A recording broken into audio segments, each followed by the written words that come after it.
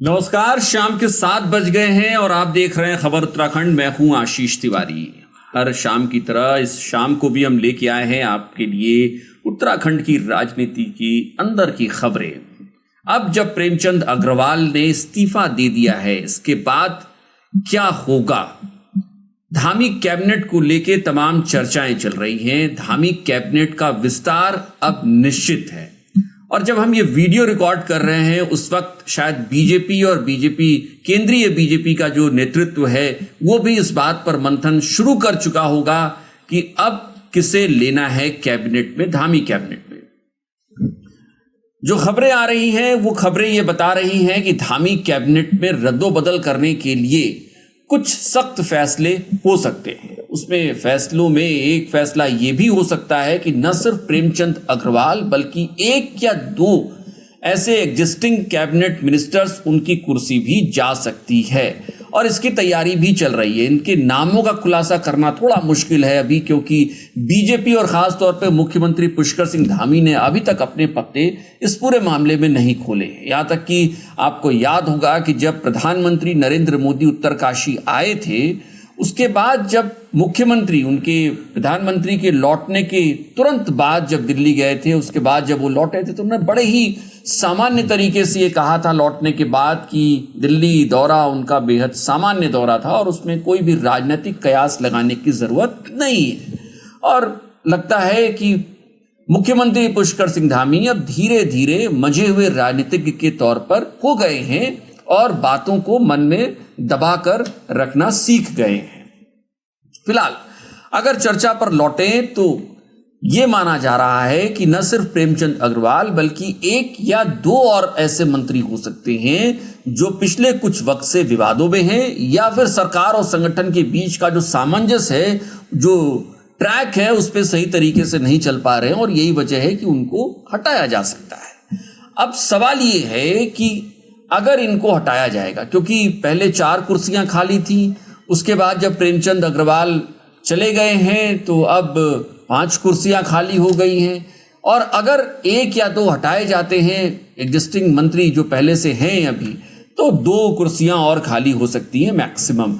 तो इतने बड़े रद्दोबदल के लिए क्या धामी सरकार तैयार है? क्या संगठन तैयार है? ये एक बड़ा सवाल है। अगर हम ये मान भी लें कि 2 और कुर्सियां नहीं हटती हैं तो भी 5 कुर्सियां ऐसी हैं कैबिनेट में, धामी कैबिनेट में, जिनको भरा जाना है और ये भरना, कुर्सियों पर बैठाना विधायकों को बतौर मंत्री, ये किसी बड़े टास्क से कम नहीं है, क्योंकि अब हालात बहुत तेजी से बदले हैं। जब 2022 में बतौर मुख्यमंत्री पुष्कर सिंह धामी ने कमान संभाली थी राज्य की, उसके बाद उनके पास एक ऐसा मैंडेट था जो ये बता रहा था कि वो बहुत युवा हैं और उनके साथ 47 विधायकों का हाथ था। लेकिन बदले हालात में ये स्थिति है कि भले ही विधायक उनके साथ हों लेकिन जनता अपनी नाराजगी को लेकर उनके साथ चल रही है और ऐसे में इस नाराजगी को दूर करना मुख्यमंत्री पुष्कर सिंह धामी के लिए कैबिनेट विस्तार एक ऐसा रास्ता हो सकता है, एक ऐसा जरिया हो सकता है जो वो चाहेंगे कि कैबिनेट विस्तार के बाद जो ये नाराजगी है उसको कम किया जा सके, न्यूट्रल किया जा सके, इसको डाइल्यूट किया जा सके, ताकि इसका इम्पैक्ट, ताकि इसका प्रभाव 2027 में विधानसभा चुनाव तक न पड़े और खास तौर पर विपक्ष को ऐसा कोई मौका न मिले, विपक्ष के लिए ऐसी कोई खिड़की खुली न छोड़ी जाए जिसके जरिए वो बीजेपी पे और धामी सरकार पर निशाना साध सके। लेकिन जैसा हमने पहले चर्चा की आपसे कि धामी कैबिनेट को अपना विस्तार करना, एक्सटेंशन करना इतना आसान नहीं है। अब आप ऋषिकेश के आसपास का इलाका ले लीजिए। ऋषिकेश के आसपास के इलाके में आपको क्षेत्रीय समीकरण को भी साधना है, इसके अलावा आपको जातीय समीकरण को भी साधना है।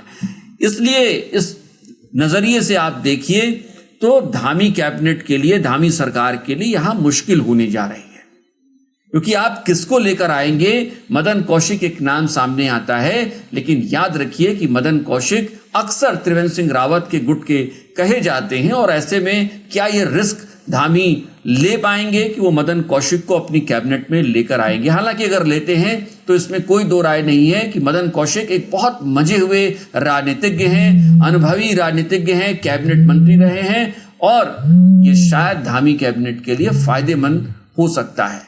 लेकिन इसके साथ ही कुमाऊं और गढ़वाल को साधना भी धामी कैबिनेट के लिए बड़ी चुनौती होगी, क्योंकि कुमाऊं में अगर उन्होंने बैलेंस नहीं किया तो कुमाऊं से आवाज उठेगी, और अगर गढ़वाल से दूरी बनाई तो गढ़वाल में गणेश गुदियाल तैयार बैठे हैं कांग्रेस के, वो तुरंत अटैक करेंगे। लिहाजा कुमाऊं और गढ़वाल पे एक तो सबसे पहला ये है कि उन्हें इस क्षेत्रीय समीकरण को साधना होगा और इसके साथ ही जातीय समीकरण को भी साधना होगा।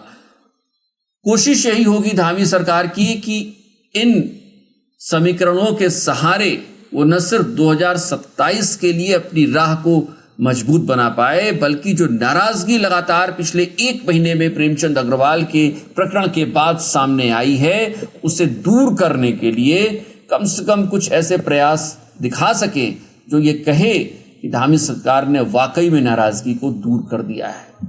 क्या वाकई में आपको लगता है कि धामी सरकार में जब कैबिनेट विस्तार होगा तो ये नाराजगी दूर हो पाएगी? क्या आपको लगता है कि महेंद्र भट्ट और ऋतु खंडूरी जब तक हैं तब तक ये नाराजगी दूर हो पाएगी? क्या आपको लगता है कि 2027 में जो ये डेंट मिला है ये 2027 तक बीजेपी को परेशान नहीं करेगा? आप हमें कमेंट करके बता सकते हैं। और कुछ और वीडियोस के हम लिंक डिस्क्रिप्शन में डाल रहे हैं। आप हमारे चैनल पर नए हैं तो आपसे एक बार फिर से अनुरोध कि चैनल को सब्सक्राइब करना, बेल आइकन दबाना बिल्कुल मत भूलिएगा। आपकी क्या राय है इस वीडियो पे हमें कमेंट करके जरूर बताइए। नमस्कार।